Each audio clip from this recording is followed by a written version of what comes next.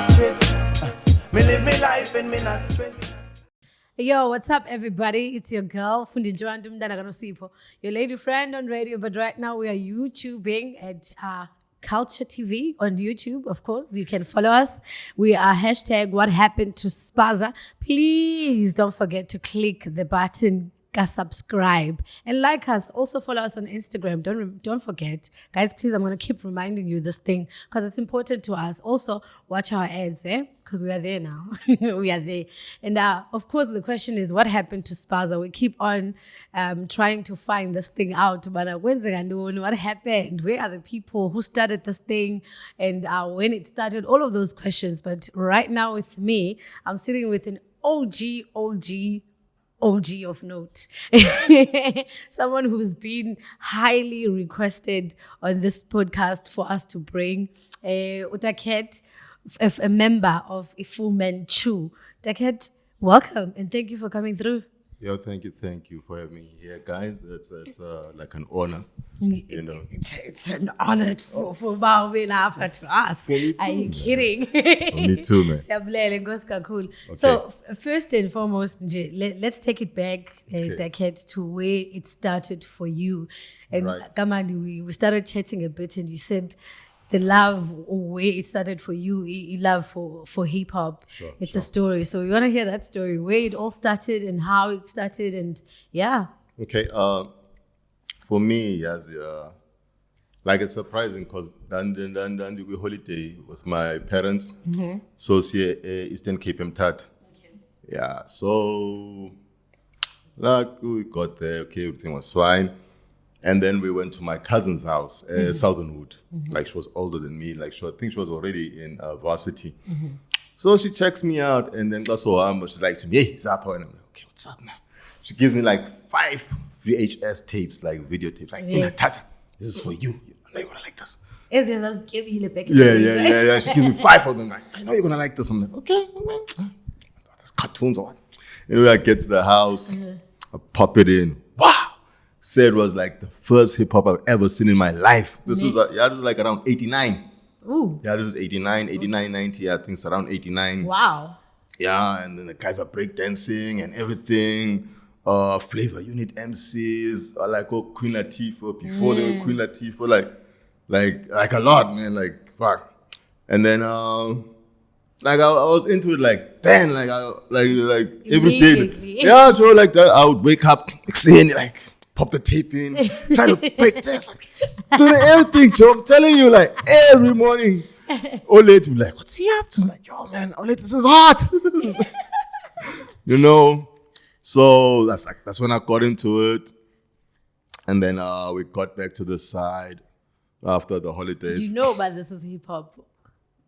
Yeah. Oh yeah. I didn't know it was hip hop. Okay. But you're like you know, like now, like from a young age, Joe, like I actually like words from a young age. Thanks to Priya Mendal. Like by age 2, I could actually read. Oh wow. Yeah. Because he instilled it in me. And then by age 5, like I could actually read a bit fluently. Wow. And then by age 7, if you listen to me read, you'd think like it's somebody who's trained in reading or something like that. Because in Kwazi, like just like a storyteller, like dude, all the voices, wow. No, like the difference between growing up a Cape Town and a Eastern Cape, the Khulele Sky. So at that time, like Sky was very different from a pickup. Like everybody was like into like education and stuff. Like Upmagwame Krishna, it was like a normal for me, bandi a shop and just take a comic book to read. Okay. Like growing up since a crash. And then when I get this side, I'm like, what the hell, man? For real.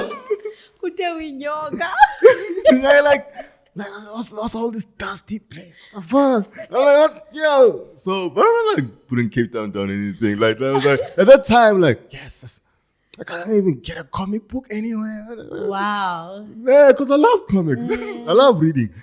And then, but some of my uncle's friends were actually, they loved comics too.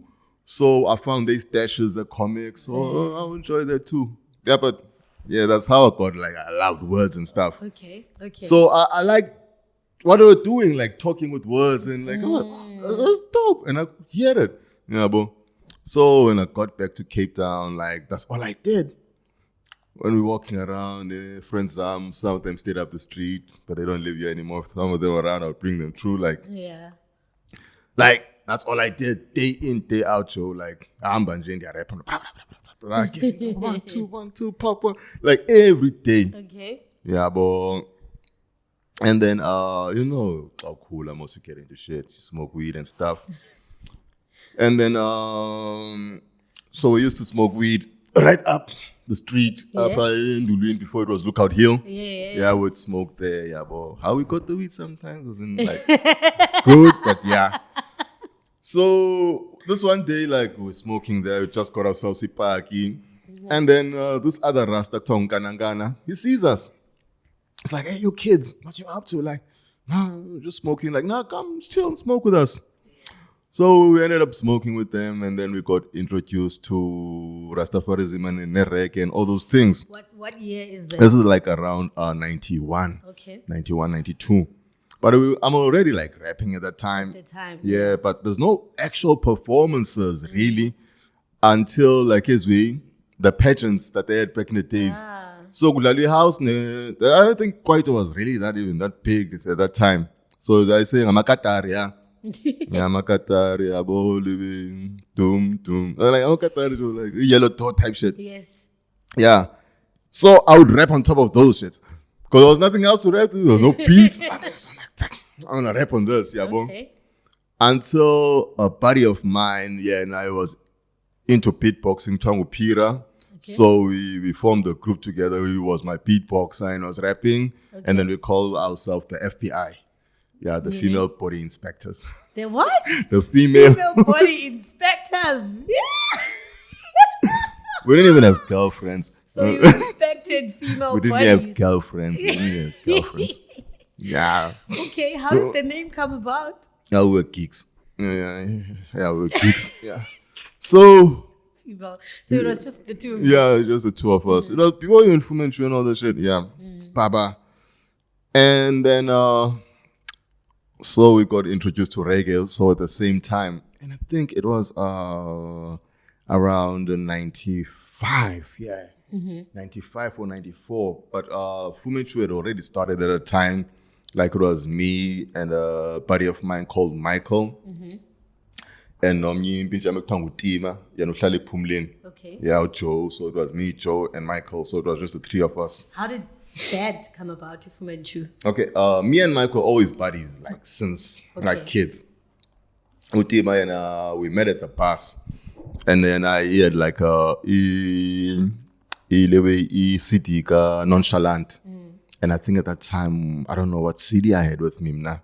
But we exchanged the CDs like on the bus, and then we ended up chilling together. But I had friends before I had even met him, like so I knew his hood. So like Mike would watch me rap all the time, and Mike also liked like reading and writing. So like we like, oh fuck, I can do this too. Okay. Yeah. So we did it together, since we were best buddies. And then Otima joined and shit. So around 94 or 95, I got my first keyboard. Okay. Yeah. So I started like making the beats with the keyboard. I used to like RZA a lot from Wu-Tang, Eric Sermon. What else did I like? And from reggae side, like Pete Rock and them. Like I like both of them, Iraga and hip hop. Okay. And I could do both. Okay. Yeah, I could do both at the same time. And then around 96, after I finished matric, I got my first PC. Okay. Yeah. Moving up in the world.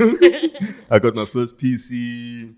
And then those days, going Fruity Loops back then. Yeah, there was something called Rebirth. Okay. Which was like the birth of actual Fruity Loops. So I used to use that and some other softwares like from back in the days. There's no even Cakewalk then. It was yeah, because Cakewalk comes from Sona Labs. Yeah, I like Cakewalk, but it wasn't Cakewalk. It was Cubase. Yeah, Cubase. Yeah, Cubase. Yeah. So I was like, I'm making this piece, ding, ding, ding, ding, and I was getting there. So this one day, I'm chilling, because I used to have the studio type thing in my room. I wasn't even recording vocals yet at that time. Okay. And then this kid comes through. He was a friend of some chick who stayed around the corner. A friend of ours, Tobisa. So her younger sister said, no, I'm going to take you to this guy, man. He does music. So this kid played the keyboard. And that day, like, made some drums. And I said, no, just lay some keys on it. Then he laid the keys on. Pa, pa, pa, pa, pa. Now you must understand, I'd never rapped in Xhosa, ever. Like, ever since. Like, I was freestyling. And I never even thought about man rapping as Xhosa. Like, to me, I never thought of it, yeah, bro. Yeah.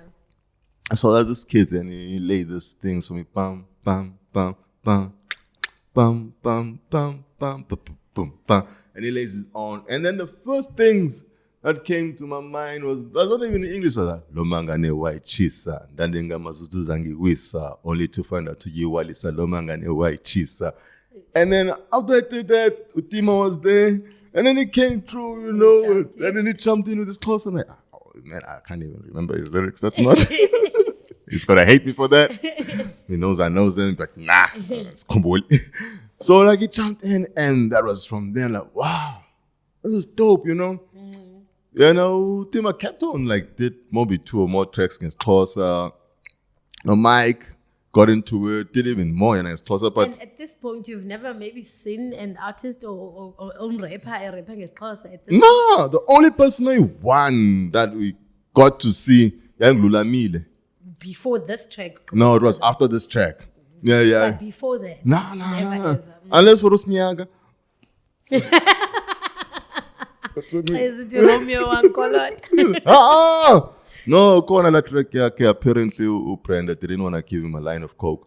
And then it's like, hey, why is on a chance? Okay, I remember when there's a beef track. Yeah. So he actually had a joint on the train. Where he's saying, now, this is South African hip hop, blah, blah, blah. Okay. Yeah. So the first person we met was Uchisa, Uchisa Bataki, Lulamile, that track, Kuseka, Pap, Akolula, Kapushula. Yeah, so that joint, that was the only person we met at that time. And, I was going to Cooks back and forth, because then I had friends at Khayelitsha and at Khayelitsha. Yeah.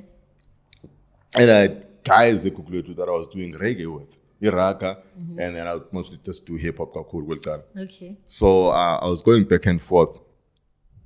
So that was around that time. Okay. Yeah, I got my PC. So at that time I was just making beats, like. All right. Yeah. Foo-Man-Choo is alive then. Yeah, we're live now. Yeah, we're performing. Like What was your where did you guys first perform as Foo-Man-Choo? Oh, as Foo-Man-Choo, where did we go? Like around the hood.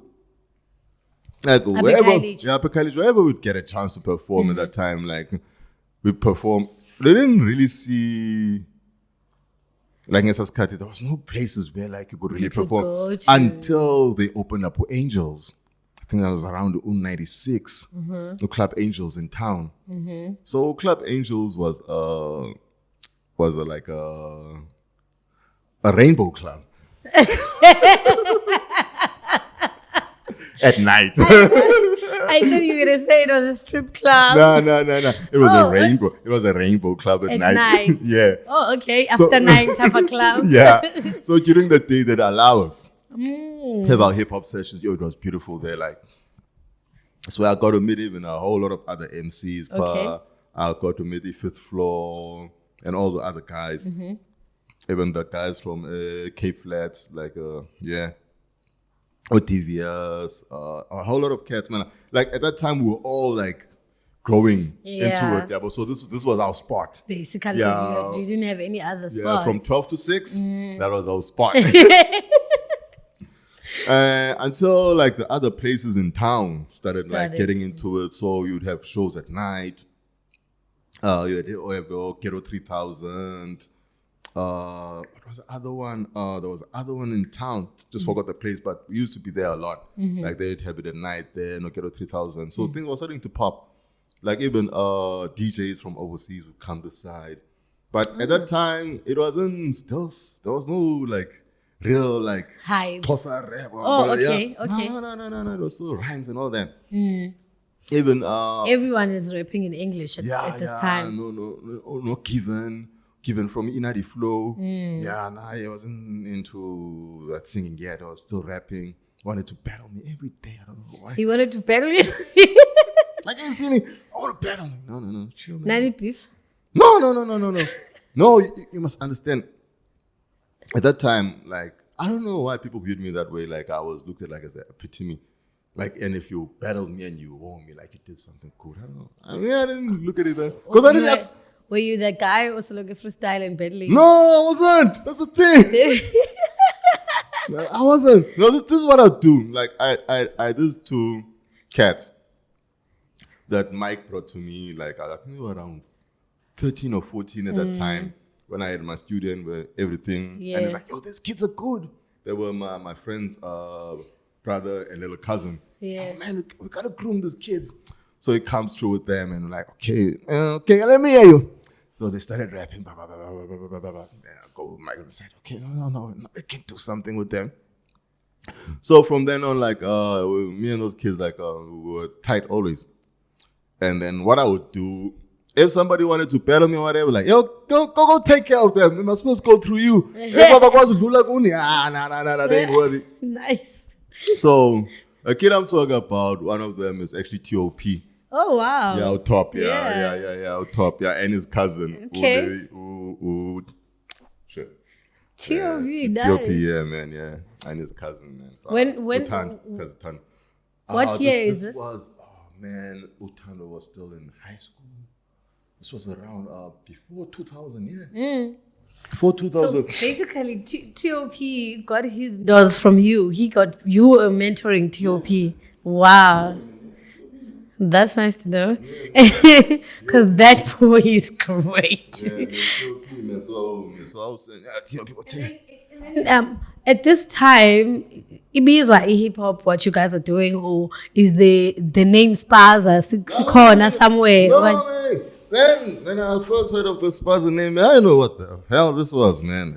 What the fuck, Spaza? When was the first time you heard of it? I don't even remember, man. Like me and my friend used to joke about it, like, what the fuck? Why are they calling it Spaza? They nuts? For real, I'm telling you, like, to us it wasn't like, oh, Spaza, like, what the hell, man? On a straight to God. Didn't understand about Yeah, for real. How was it explained to you? Because nobody explained. No, why would they need to explain it to us? like back in the days, we just knew it as vernac. Huh. Yeah. Like anything besides vernac, yeah. Like, I wouldn't understand why now it has to be categorized as Spaza. What the hell's going on? Yeah, but I'm coming to that. Yeah. I'm coming to that part, yeah. So everything's popping out, still like straight out hip hop, blah blah blah. So now I got my equipment, like I'm making all these beats and stuff, yeah, bro. And then I was fortunate enough to get into school for production. It was called the way prompt, performance, blah blah blah, in production and technology. So because at that time I was self-taught, yeah. So I could make beats, I could sample, I was very good at it, but I didn't understand terminology, like production. Okay. Like you'd sit on the desk or even on the software, and then you'd see words like, what the hell is preamp, EQ, or like a whole other things, man. And they were like, yes. And then when you try to get books on it, like you still can't get it like that proper. And there were no videos. Still doesn't make sense. Yeah, cool, like YouTube videos you could watch back in the days. Like, okay, what does this do? So I was very fortunate. I was very fortunate, but in was Scala. So it was one of these free schools, like his always Kuchong Tabumbik. Okay. Yeah, back in the days. Yeah. So I went for audition there, a whole lot of people were there. So I had one of my beats. I played it. I rapped, blah, blah, blah, blah. So I got in. So when we were about to leave, they call me and they say, look here, guy. We don't trust Bangwenyan, like, who did this? Like, what? It's mine. Like, nah. You gotta come back on Monday again and prove it to us that it's you. God damn it, this guy's okay. No, it's good. It's okay. I get the Monday. The guy who was doing the interview, Naren Paul, and the other one who Shane Mahoney. Shane Mahoney, like, we became really close friends. He was from Australia. So he started this band in Australia with his friends called ACDC. It was like a big rock group. And then when he got here, he started, I think, another one called Upeli Who. And they did with the guy who does big concerts. Okay. Yeah. So he was the guy mentoring me in sound engineering. And like, I'm very grateful for that. He passed away. God bless the dead. So Nonara, and they bring me on a Monday. So I'm there. I'm like, yeah, this guy's. I get, so what you got here? And they're like, I don't know, look. So you literally have to redo Lal and No, I don't have to redo anything. Because they want proof by you did it. They want proof that I can do this. Oh, okay. Not that I did it. I'm like, okay, I'm show them. At that point, like, I was so good at sampling, like I could sample without even like hearing the music. Oh, wow. Like I could just look at the track and I'm like, that's a drum, that's this. So that day, like, I just like took like Cubase and I just chopped everything right there without even putting on the volume, and I just put everything where it should be, blah, blah, blah, blah, nicely. I didn't even know what track I chose. I just put everything together and then I said, now, okay, you can press play now. And then I pressed play and it came up, how did you do that? Like, yeah. Oh, wow. Like, okay, cool.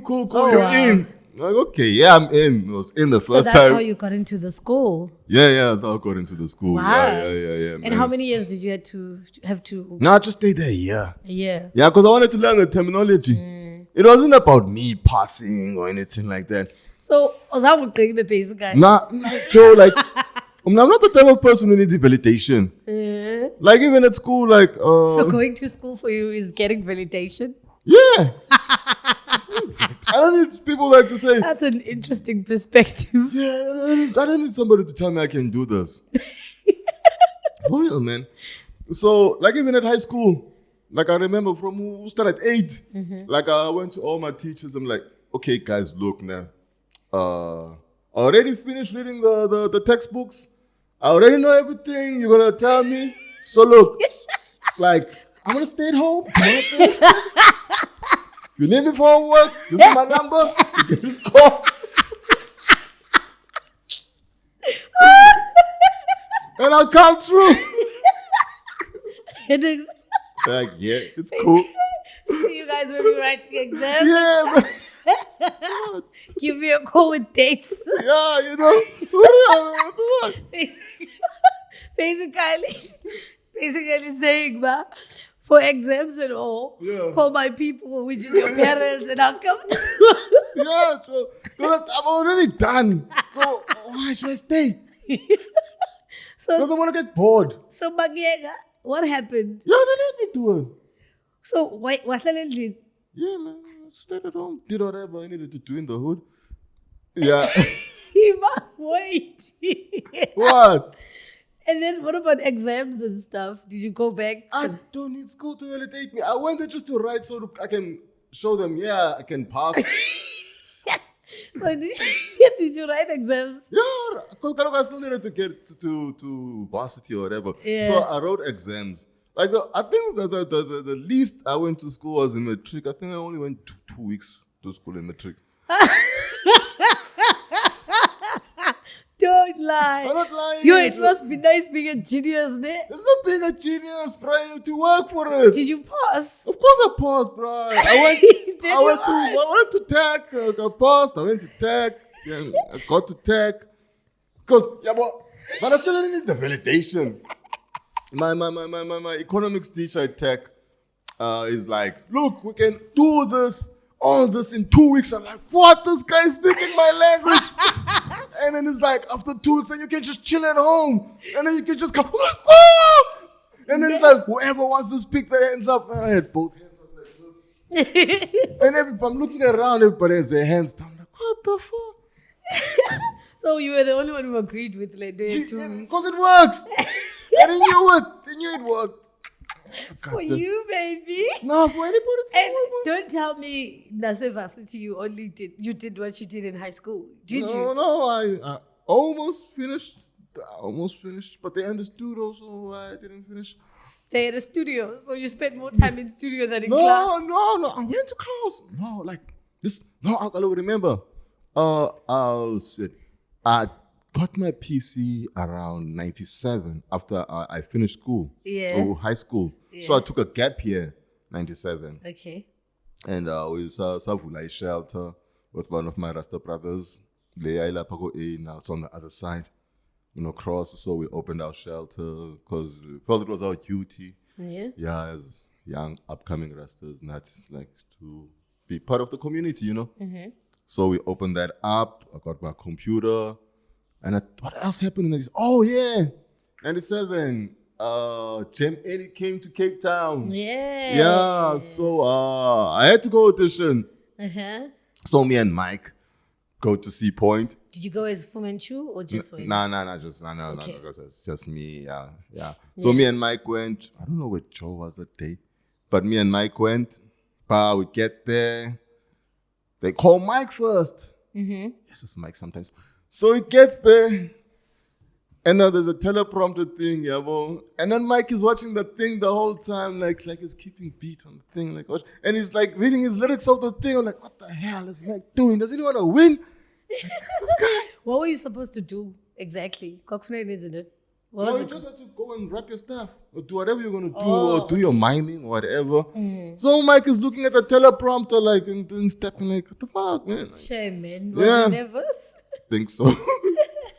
So yeah, man, I gotta rectify this. I gotta do something, And then you went after. Yeah, so they call my name, man.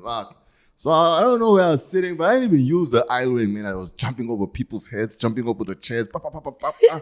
Got to the front, grabbed the mic, and he plays the wrong song. Like, what the are you doing? I join. Plays the joint. I go pop. I'm done. I throw the mic down. Bah! I'm like, I'm out. Go out. Yeah, man. What? Man, remember, man, it's art. Wait, did you actually rap? Yeah, rap, man. I went there, did my joint. Why are you throwing mic stuff? Because you're a rock star. You gotta do it like that. You gotta show them to the man like I did it, like a pop. Like a pop, man. Oh, wow. This is art, man. There's one thing you must understand, Joe, about music, no? Yeah. It's wizardry. Because you're doing spells. And you're broadcasting, so you're casting broadly to the people. I'll give you a perfect example. Excuse me. Beyonce. When she put out that album, Sasha Fierce. Mm-hmm. She was telling you straight out, look, guys, I'm putting you under a spell now, all of you. Because Sasha Fierce is your own personal spell book that nobody had to teach you. It's where you're doing your own spells that you made yourself now that you're testing out or you practically doing. Mm-hmm. So when she put out that book, that album, Sasha Fierce, she was basically telling you, this is my book of shadows, and now I'm hitting you guys with it. So music is it's another thing, man. Mind fuck. Yeah, it might be, but I'll even give you a super perfect example how huge music is, man. No one else but an artist, Joe, even the highest ranking president, whatever, can have a performance and there'll be ambulance, security services and everything. Because Michael Jackson will just get on stage and say, "Ee!" and people start fainting. Yeah. People start fainting, literally, about 100, yes, stretcher. So there's one guy. That's true. Yeah, and nobody else can do that but a musician. Yeah, that's true. Yeah, but so musicians have power, man. Okay, so let's go back to Yendaba Spaza. Okay, so I'm going there now. Let's go back. So, in fact, let's finish the Jem Ellie part. Oh, okay. Oh, yeah. Let's finish the Jem Ellie part. Okay, so I threw the mic down. I get out. I see Mike. What, Mike? And I was scared. Do you remember what you performed, HMA? Like the song, how it All went? I want to do is give love to you. Diggy me, diggy you, baby, all night choose. Cause I also don't act funny and currently. So let's diggy all night true. Hey. That was the one I hit up there, yeah. Bro. So I get to the house, like, I think I was like, I just got in the door in 5 minutes and then the phone started ringing. And like, yeah, you got in, man, you the one. I'm like, yeah, I know, man. God damn it. Got in way. Like to Jen Ellie. Oh, okay. Yeah, I knew I was in. Like, nobody was gonna beat that. So I got in, they called me like, you're in. Like, yeah, I know, man. Where am I supposed to come up? Do more killing. And like, yeah. So now what's next? Like they told me where to go, so we go there. I think I said Stellenbosch side, yeah, Stellenbosch side. We get there by some church there. Yeah, I went to the church again a second time. Okay. Yeah, for something else, but it was by that church. So we got there and they did the whole thing. I think the people who were judging me was twins. And then I came in second, some other colored girl won. Okay. But it was hard because she was a girl and she was colorish, I think. And, and those guys were twins. And it was R&B. And she was singing that, is it in his heart? Oh, no, that's what it is. And then when we arrive. Yeah, you know, but I was looking fly like I thought, like there's always a pilot, you know, with the flaps, you know, shades on, like I was looking like Biggie Smalls type shit, like slimmer, you know, it's hot. A slim version. Yeah, man, it was hot, you know. So you were the small in the piggy. yeah, man. Actually, I was there with our fourth member now, Mona BC. Okay. Oh, yeah, they got a fourth member now. It's a guy we used to rehearse at his house until he felt like, okay, I can do this too. Yeah, this type. Yeah, but we was with him that day. Yeah, I was with him that day. So after I did my thing, they were like, oh, but another great thing that happened that day, oh, FooManChoo. And I'm not back. Oh, wow.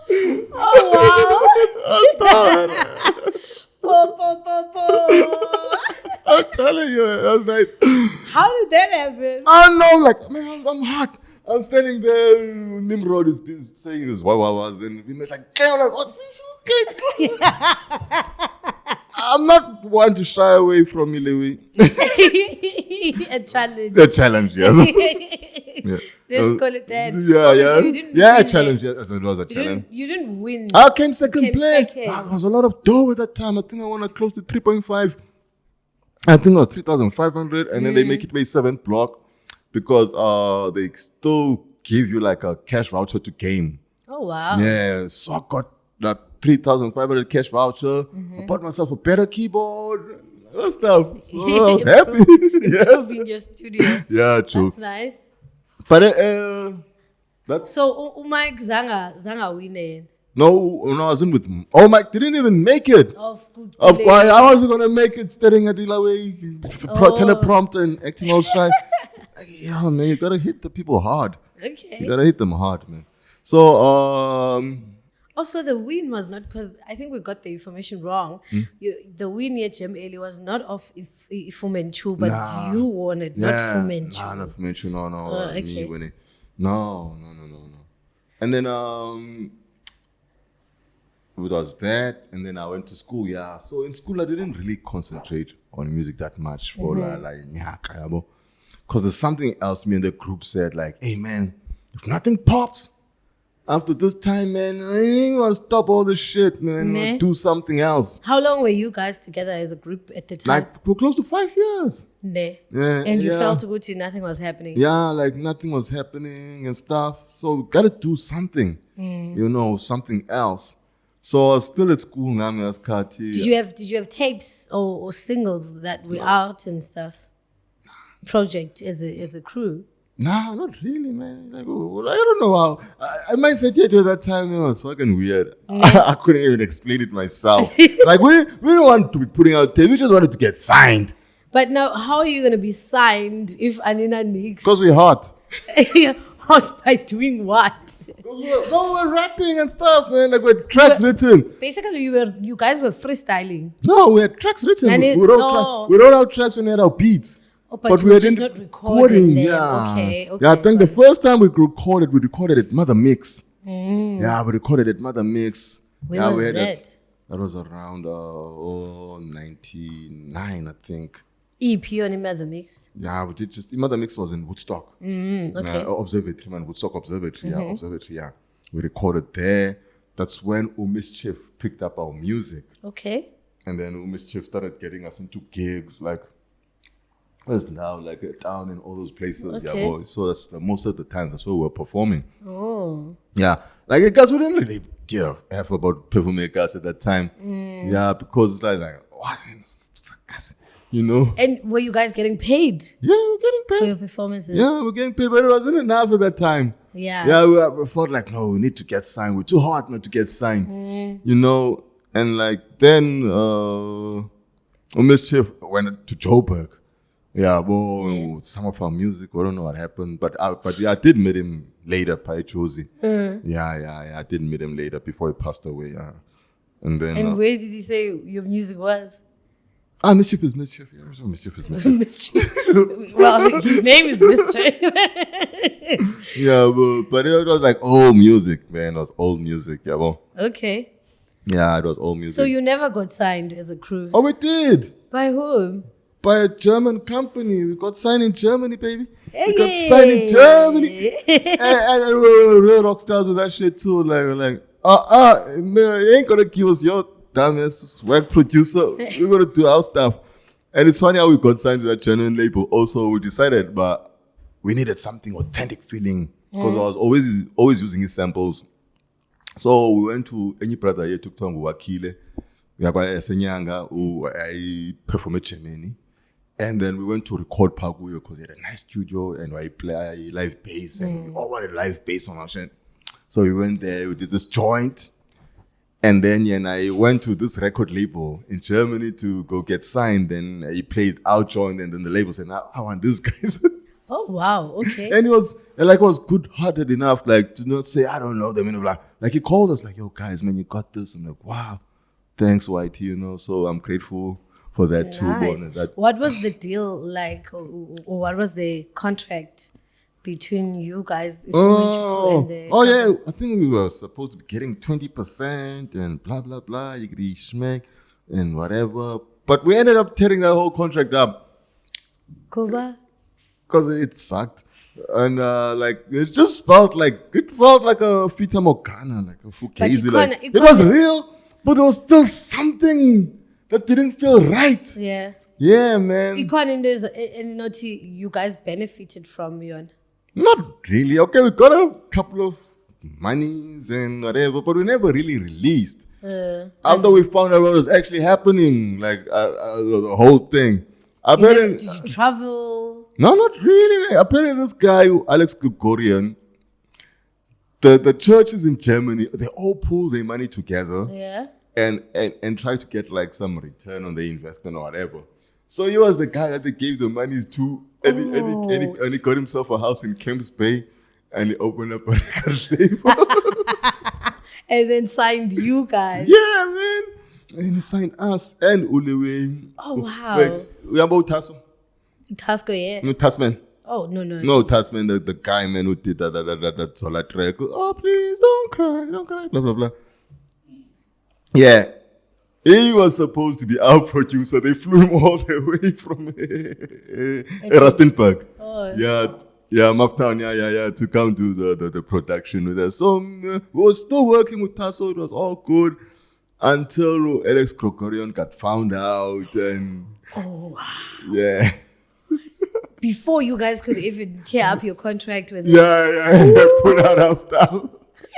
But at least the economy and Khayelitsha. Yeah, man. What's the total, would you say, Khayelitsha? About maybe 15 or 20K or something around there. But it wasn't a lot. It was a lot of us. It was a lot then. Yeah, man. Back then it was a lot. You got nog. Yeah, it was okay. But yeah, so... How long did that last? It was about like 3 months. Yo. The contract. It wasn't that long. What color is this? It was quick. So I went to the Eastern Cape again. To go check on my pops. So I stayed there for some time. My uncle also wanted me to, I was going to study accounting firm. So wanted me to join his firm. This was after I got out of Ilendo E Technicon. Mm-hmm. I think I spent 8 months in Technicon, 9 months. No, my teachers they were sad I was leaving, but they allowed me to leave. So you didn't finish? No, I didn't finish. You didn't get the validation? I didn't need the validation. Because you didn't need it? No, because I was like, okay. So guys, don't feel bad if you don't. No, this is not for everybody. If you don't get a degree. No, wait, this is not for everybody. It's not for everybody. It's not for everybody. Okay, the reason I could quit because the first thing, I know it might sound stupid to other people, but to me it made a lot of sense. Mm. First, I was the A++ student. And that takes work too, no? Because I'm a genius. Like I'll sit in front. Everything. I'll sit in front with the girls.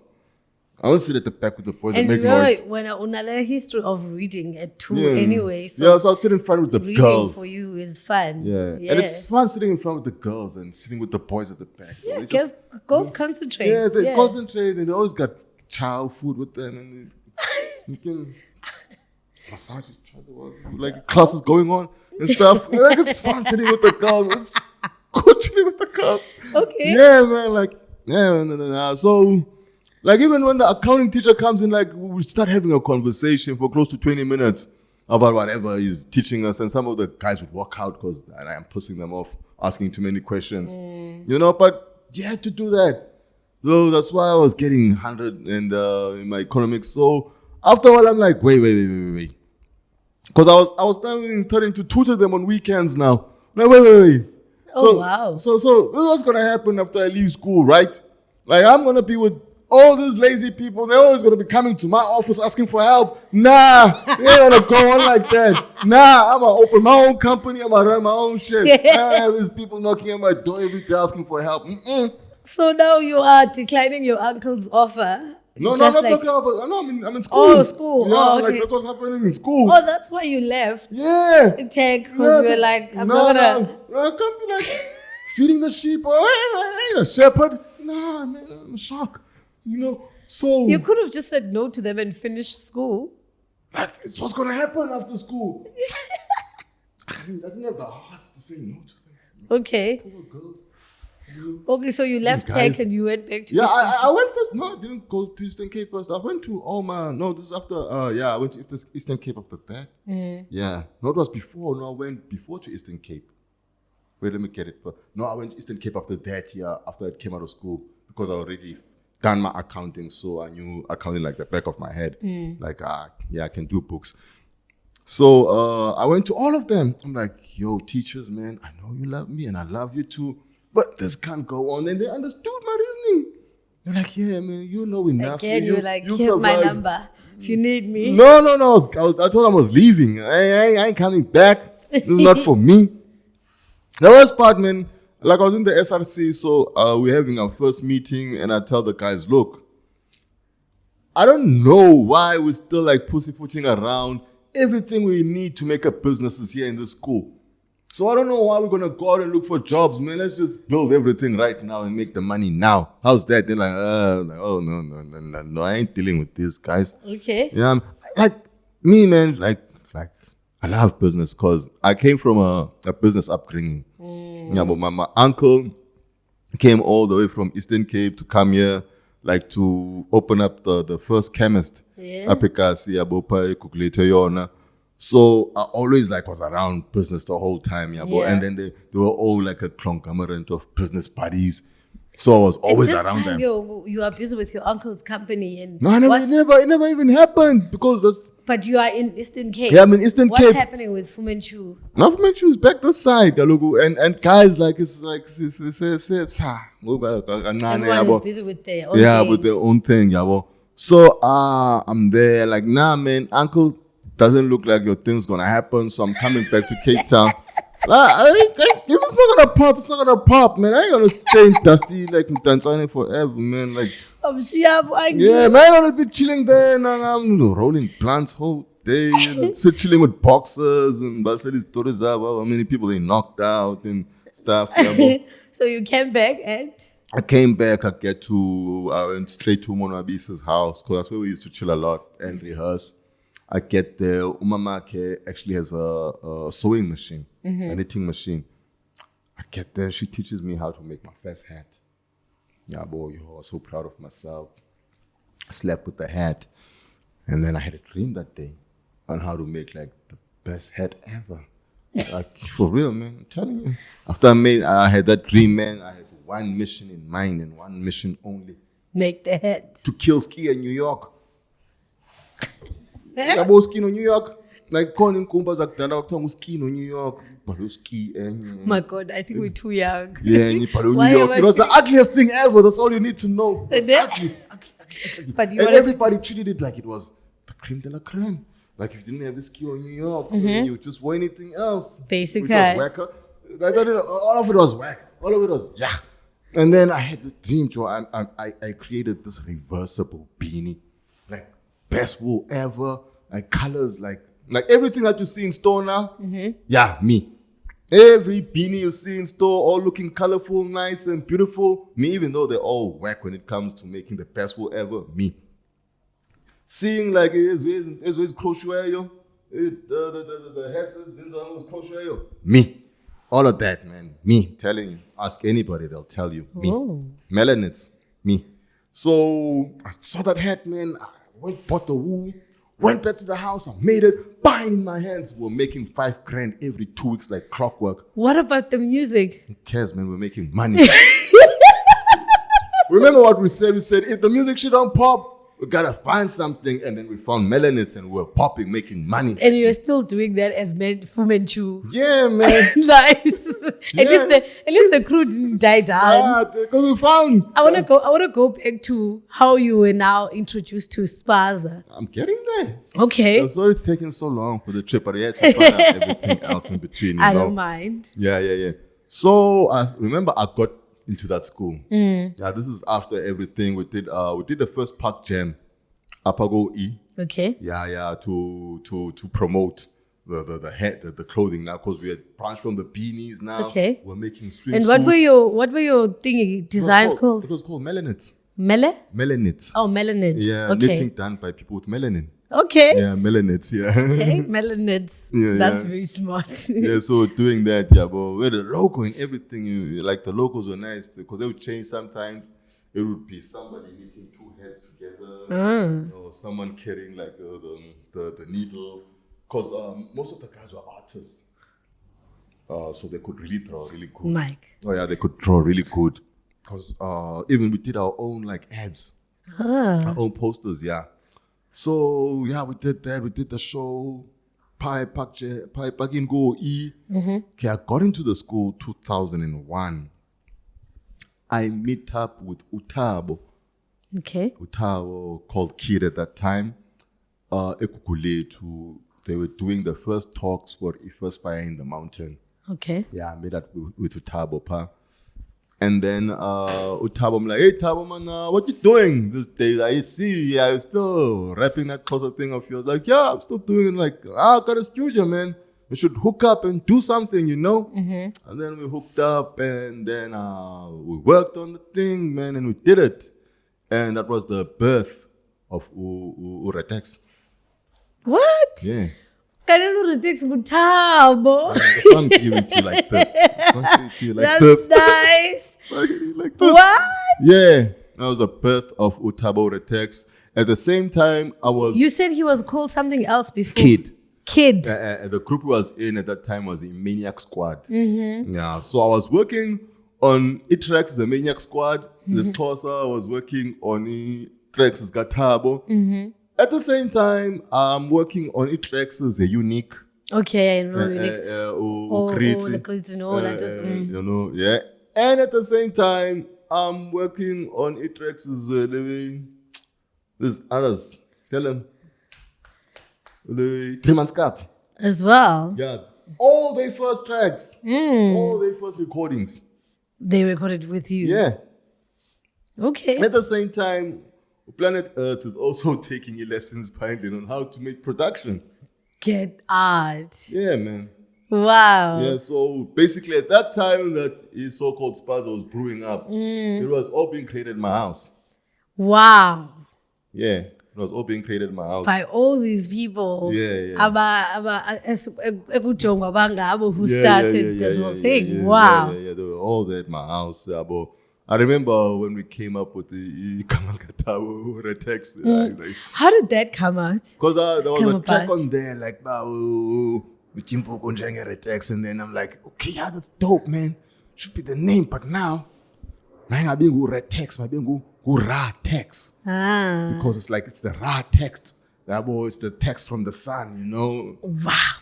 So it's a ra text. I'm so mad that I never had this conversation with him. So to find out how the name came, because it would have been nice to hear about Uzawtieri Kamali Zenjan and then get your explanation. Yeah, we're chilling because this was like my daily routine. Every day I wake up and copy all it, locally passing, the span.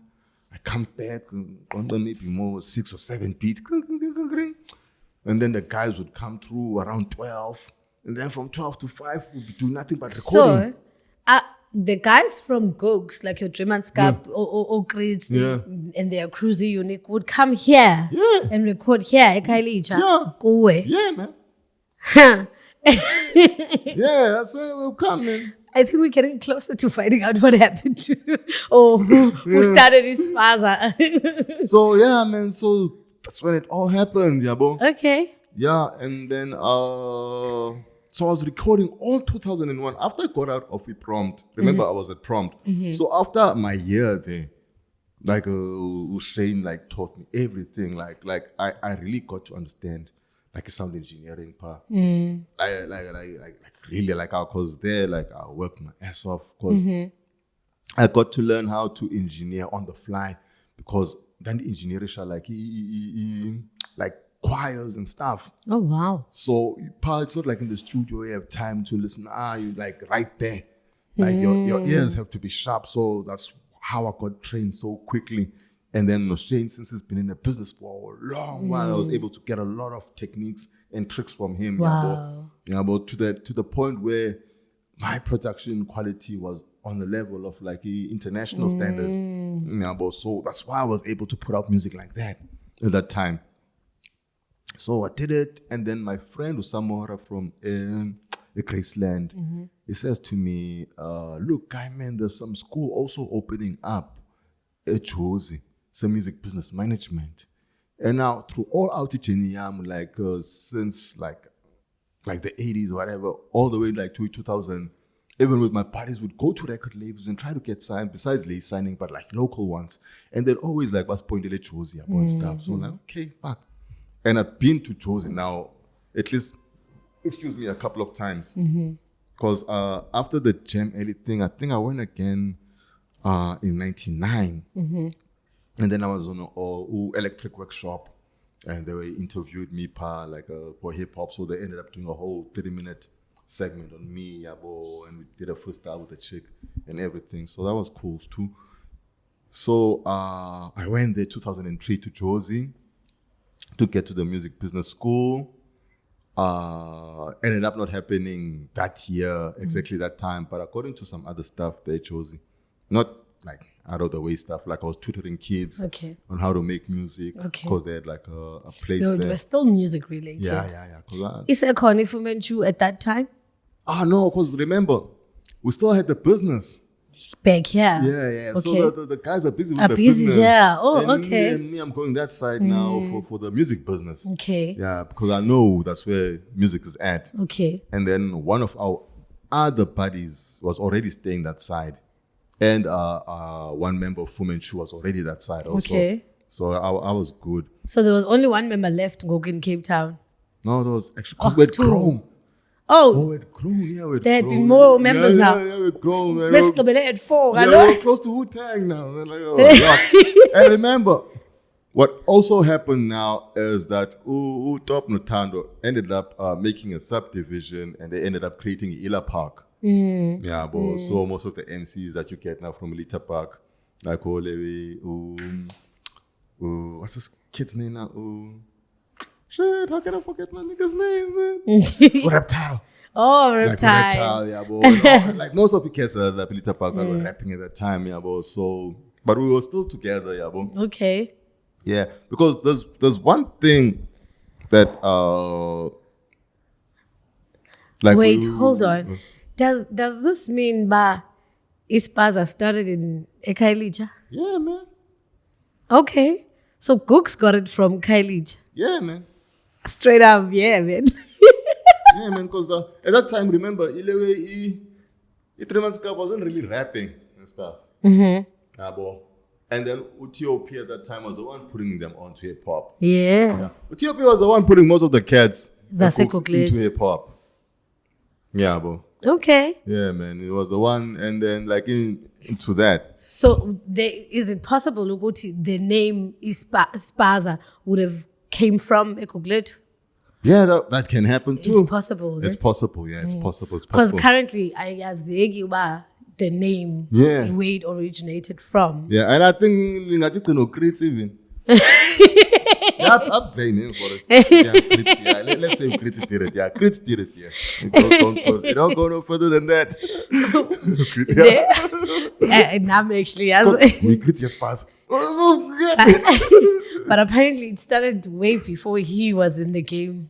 No, remember, before Okrits, the only other people who were doing Evenek, I would say, would be Oliver Otet. And Otet, Otet gave us the years, actually. But Iringas came a year after Spaza. So apparently, he gave us the actual years, but I just forgot now. But he said, Iringas was a year before. So, if Spaza was 92, then Iringas was 93. Then I'm not sure if that's the exact years. But that's how so that's why I'm saying. I'm thinking. But I think I met Black G Flow before the Spaza thing. I met Black G Flow before the Spaza thing, yeah. Because the fourth member of FooManChoo used to go a lot to that. So he inspired that a lot into hip hop, yeah. Because on most of the albums, I could that would call out Umona BC and he would call out FooManChoo and stuff like that. Okay. Yeah.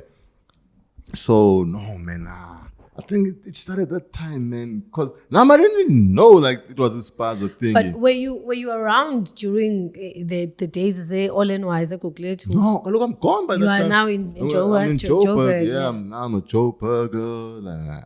I'm like now. I was busy with the album at Joburg, but then like since I'm into production, I don't only do hip hop. Yeah, do different types of music. Yeah.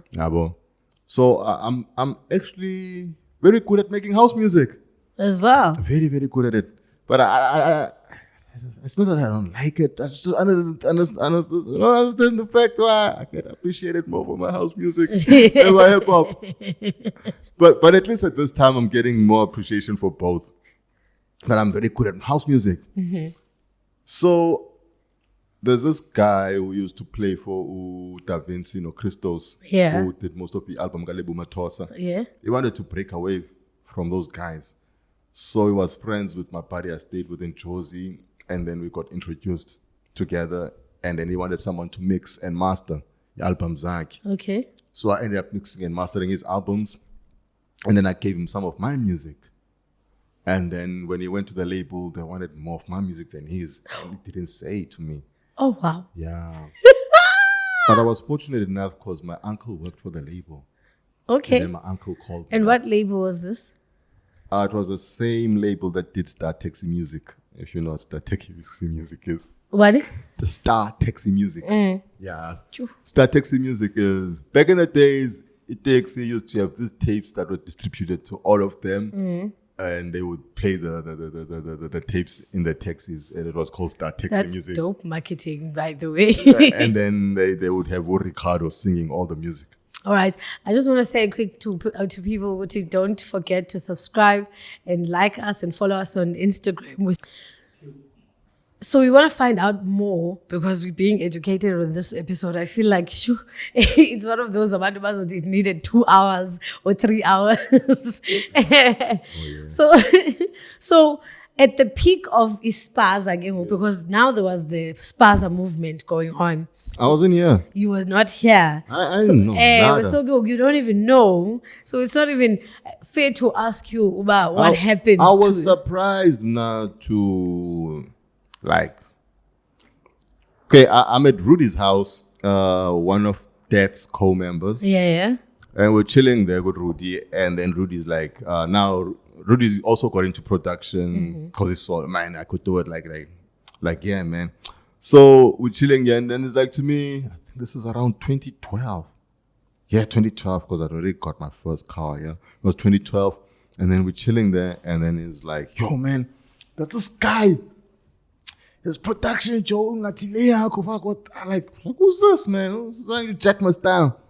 And then he plays me the disc.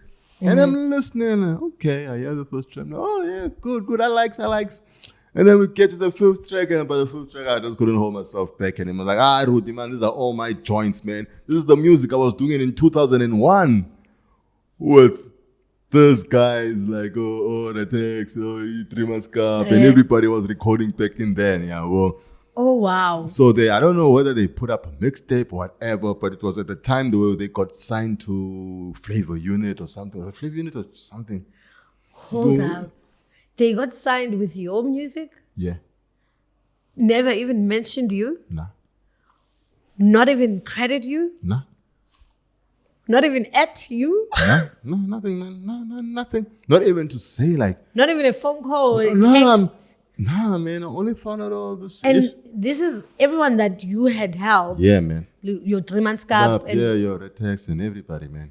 Not Retex? Yeah, even him too, man. He took the music and went. Yeah, man. Like the dude whose album I work mostly on, like if you listen to the music that bro, I let it slide, man. I let it slide. I don't know, maybe it's the person that I am. So what is this, Le? It's a tape with a mix. No. It's like a CD, like with written like something you'd buy at the shop or something. I don't know. A CD kabani of one person or different artists? All of the artists. All of them. Yeah, man. With multiple of tracks of mine on the. Iti underban. Man, Iti like ikutweng ban. I don't remember when we put it out, man. Like at that time, I was like, God damn, niggas can do something like this. Like it's something where you feel like, fuck, man. Like people can do something like this, like without even notifying you or telling you. When I did speak to Udre, to me, like just brushed it off. Like, nah, man, it was just a mixtape we put out back at a time. Okay. So everyone else knew about it. Your Retex, everybody knew. Yeah, man. But they just didn't credit you. Yeah, man. Like everybody knew. Oh, wow. Yeah, man. That's just fair. I know, man. That is effed up. But like this one I got hold of later. The first one I took care of, like when that guy tried to steal my house music. So at that time, he knew me as just as a producer. He didn't know like at that point in time, like I knew like music business like the back of my hand because that's what I was studying. Like the guy who taught us law, the music business law, was the same guy. Bisenza, cases Gabrenda, so Chico. The guy was teaching us publishing, he owns most of the publishing HS, Oliver Mtukutsi and all those guys. So I knew most of the people in the music industry at that time. Like I was like there now, like I knew almost everybody. So I don't know why this guy would try to do something like that to me. So I went to Samro and I fixed everything up. Yeah. And then I ended up getting up my royalties. And I told them, those guys show up, man, trying to be me, man. You know what to do. And then, yeah, man. And they did try. Oh, wow. And then they called me after that. They're like, yo, man, we're at Samro. And then security tried to kick us out, man. What's up? I'm like, yeah, that's what you get. Wait. Who's this now? The artist, like, the guy who replied, the one who was working with Christos and Da Vinci, when he tried now to get my music, because he didn't register it at Samro. It was just out. But then I ended up talking to the label, and since the music was already out, and I'm like, okay, I'm going to get my money anyway. I did a licensing deal. I didn't need validation again that my name be out there. I knew my name was on the record. Yeah. Like I didn't want to be the front guy as long as I'm getting my money. Yeah. You know, my music's playing on radio.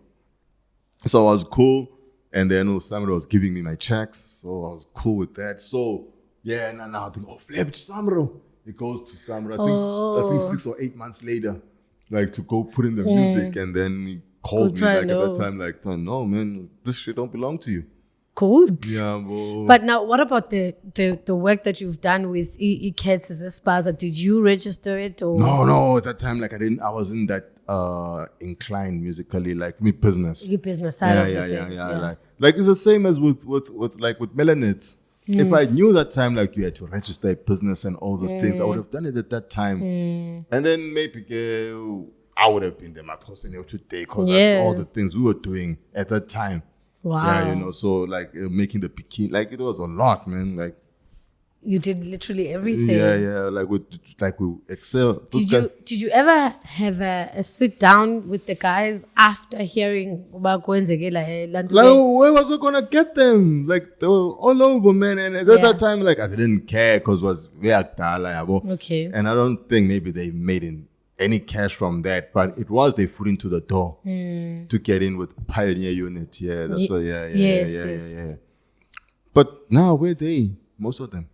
Hey, yeah. Ne? You see, so man. Oh, so you were not here up until 2010, and then 2010 to 2012, I didn't actually care much about the music. I did care, but I wasn't making any music. I think at that time, still hip hop, Cape Town was still in a bit of a high at that time. When you came back, did you not? Nah, man. You were not even involved. Nah, it was at the dumps at the time. There was no more hip hop in Cape Town at that time. There's no hip hop in Cape Town now. So I don't know, but personally for me, when we were growing up, so like. You could go to Angels, if not Angels, you could go like there was always shows, and like it was like real shows, like we packed like full, so like it was easy for people from uptown, Babaza Pekasi, for the show. Not to go to uptown, like there was a community at that time. Yeah, hip hop movement. Yeah. Like.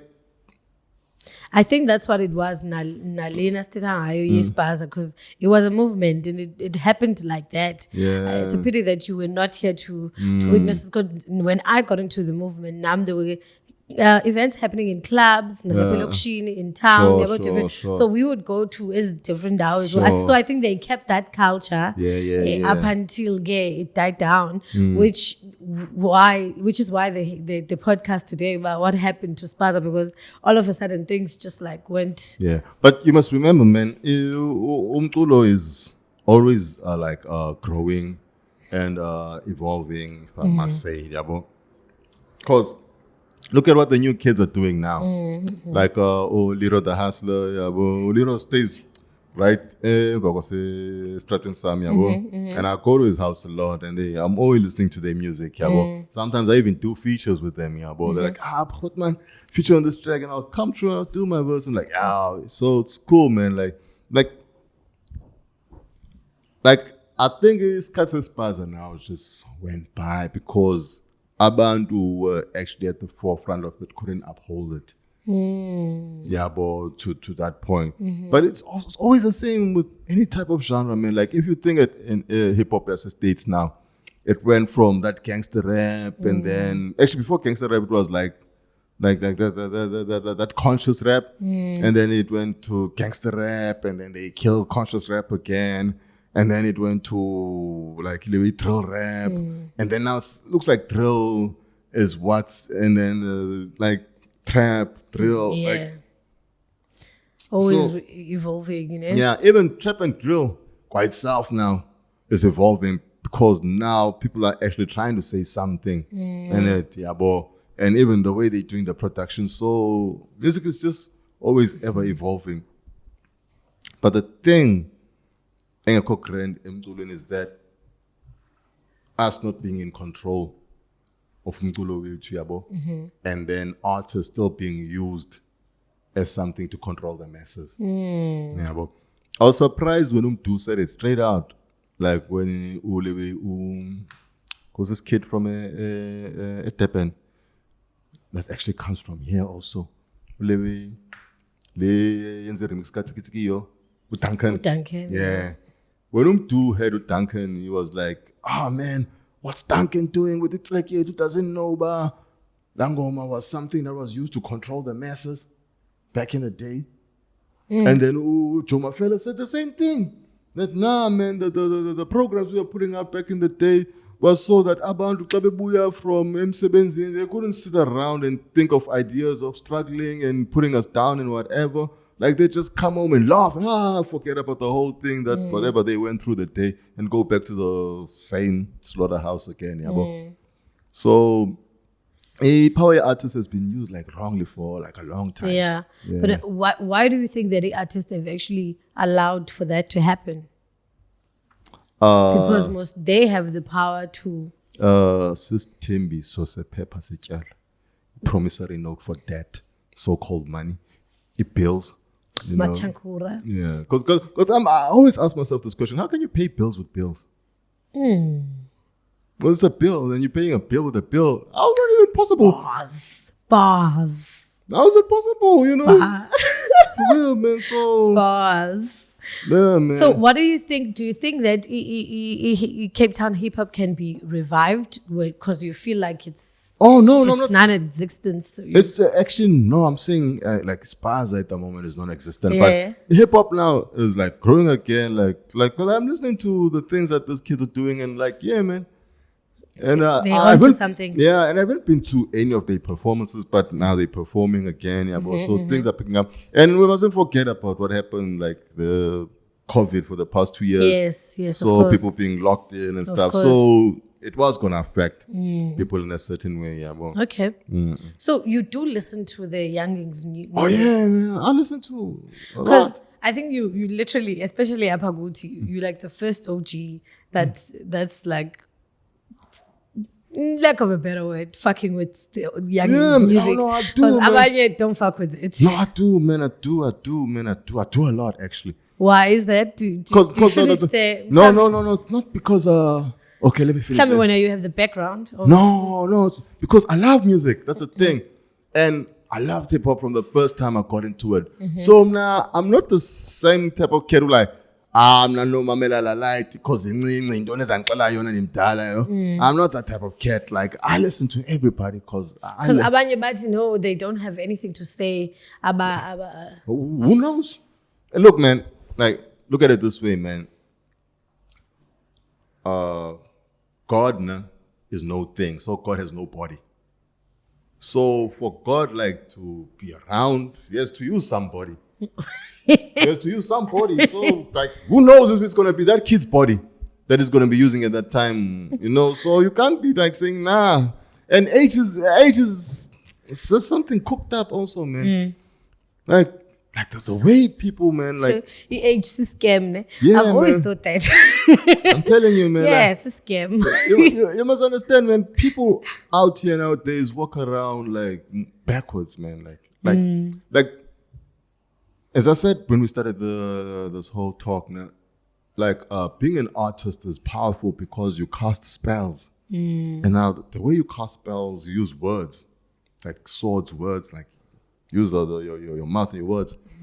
Now, 99% of people walking out here don't know what the heck the words coming out of their mouth mean.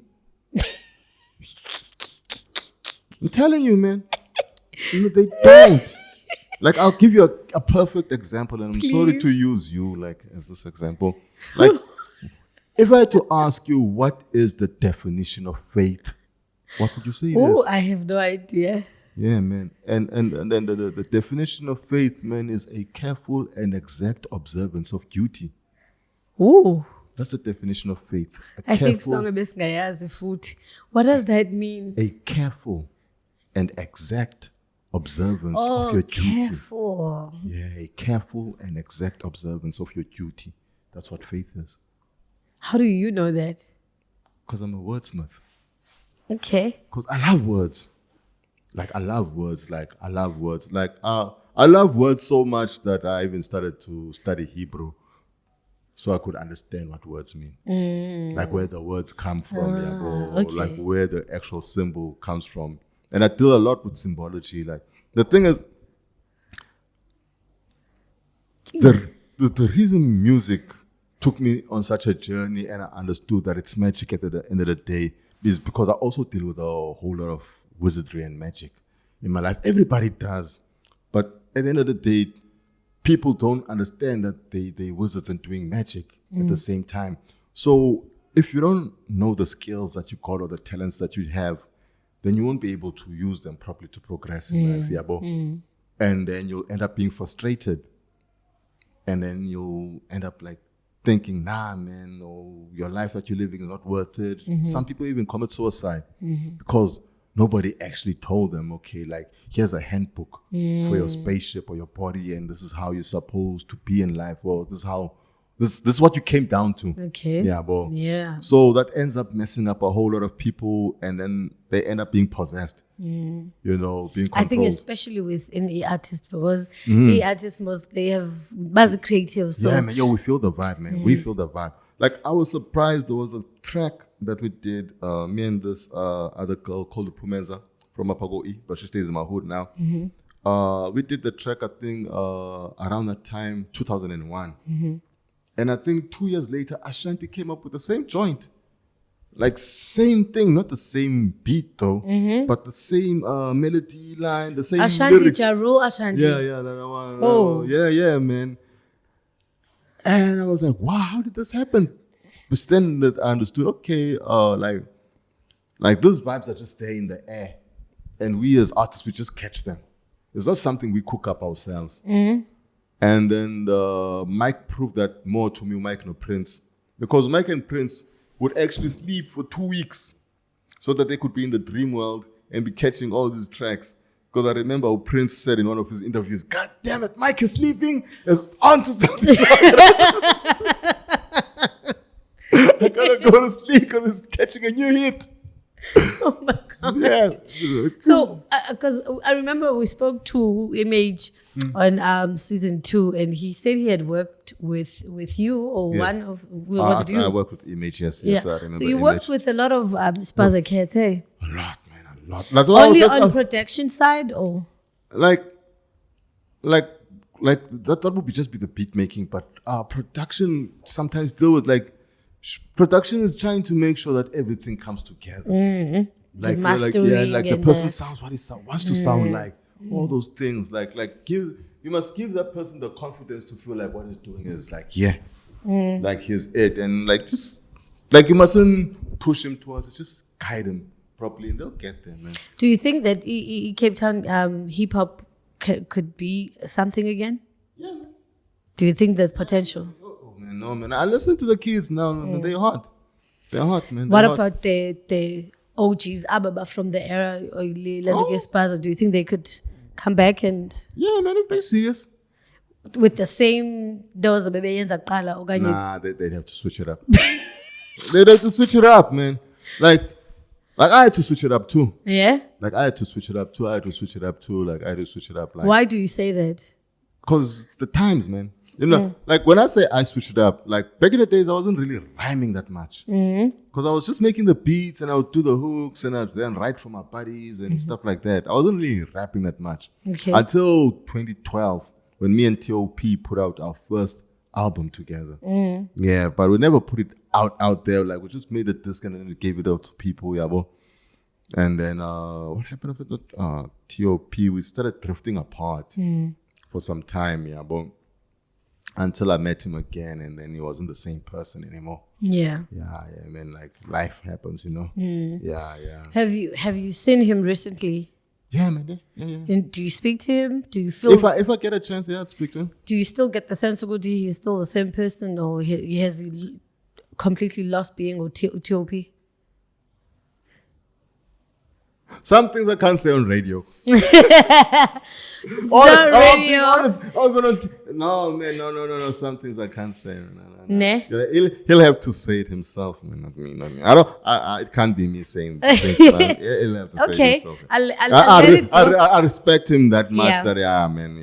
I let it go, but we wanted to hear from someone that would know him personally. No, I do know I know everything that's happened, but I'd rather not we don't want the actual detail, obviously, but we wanted to know is he the same person or not? It's not. Definitely not. Definitely not, man. Definitely not. But if it gets to that point, Kuyena, there's that point in life where you're just like, nah, man, I'm crossing the line now. Like, I ain't no more. If it gets to that point, he could be himself again because he's still living, he's still breathing. Yeah. So, where the mind go, man, the body will go. So if his mind, then he'll go there. So because you have this background and you have business experience as well within the music industry. Sure. So do you think that companies like Pioneer, Pioneer, do you think that they were here to help the Cape Town hip hop thingy, or they were just here to make money for them?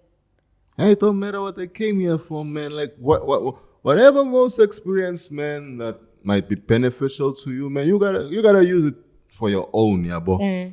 Whatever mentality, whatever person comes with to you, man, you gotta be able to flip around for your own benefit, yeah, bro. And if you can see from the get-go that it's not with you, man, maybe deal with it. Yeah, man.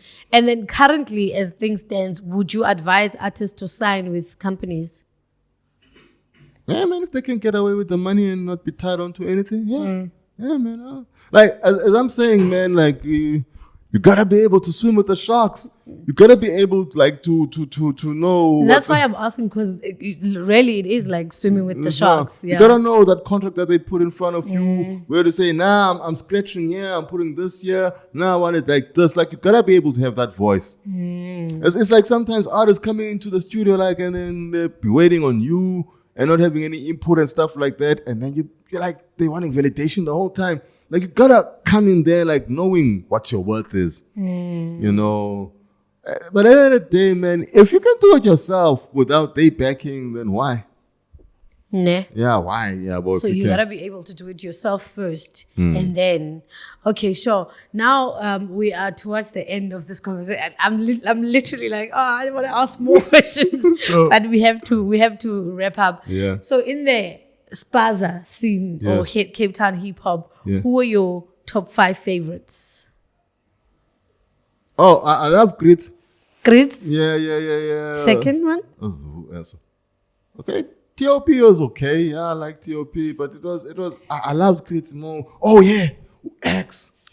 Yeah, X was the Baby man. Brown. X was the man. Baby Brown. X is the man. He man. was. Shit. X. So I miss X, man. Goddamn, I miss X.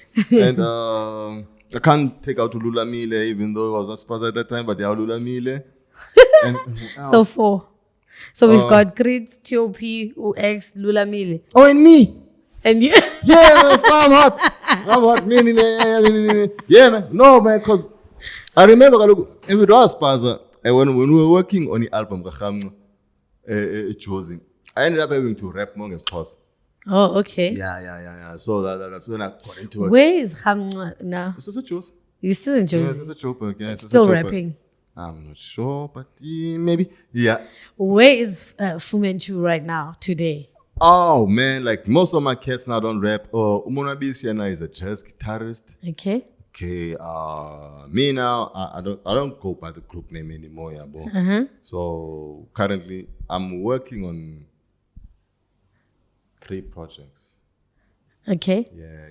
So did FooManChoo collapse or? Yeah, no, it did collapse, man. And I'm not gonna do no. Was it official? Did you guys sit down and say? Man, some members died, some went to go work, and and we're all cats right now. Okay, out of the 4 members that we formally know as the FooManChoo, who's still alive, who's still doing. One passed away, and I said Monabisi is a jazz He's guitarist. a jazz guitar, yeah. So Tima now is working.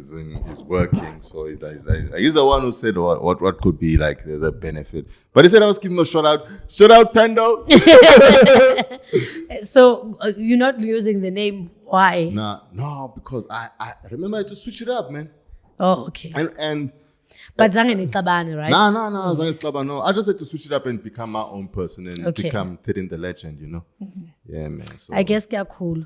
yeah, man, yeah, cool. And now I'm not doing the same music as they doing at that time. Because I'm working on the album is Xhosa, and the album is Afrikaans, and the album is English. Yours. Yeah. Your own individual as Yeah. What name are you going as now as an individual artist? For my English albums, I'm Tedin the legend. 13 the Legend. Yeah. Okay. And for my Afrikaans, it's Regte die Lig. Okay. And then for is Xhosa Usbindundo. I want to know why the 3 different names. Because it's totally 2 different things. So you are selling to different markets, different. Yeah, because they wouldn't probably be able to understand my English stuff.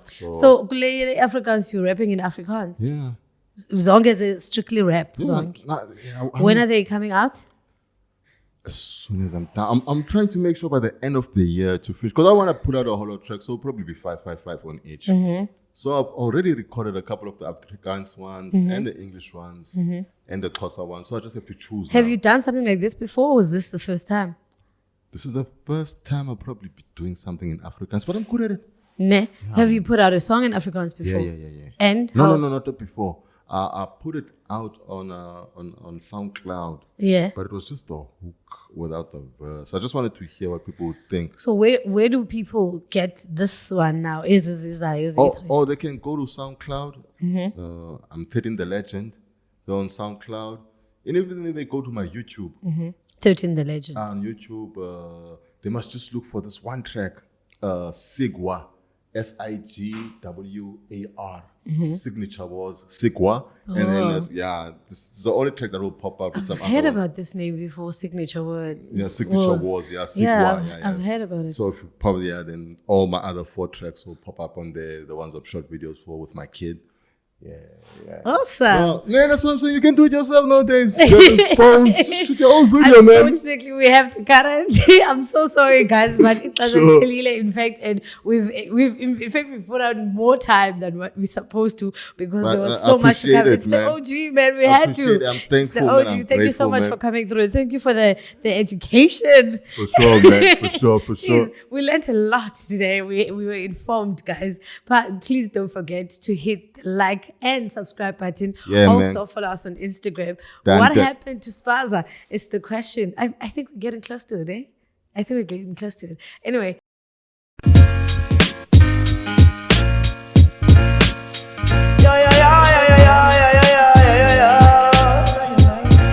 Telling me now, telling me what I want up in the streets. Me live me life and me not stress.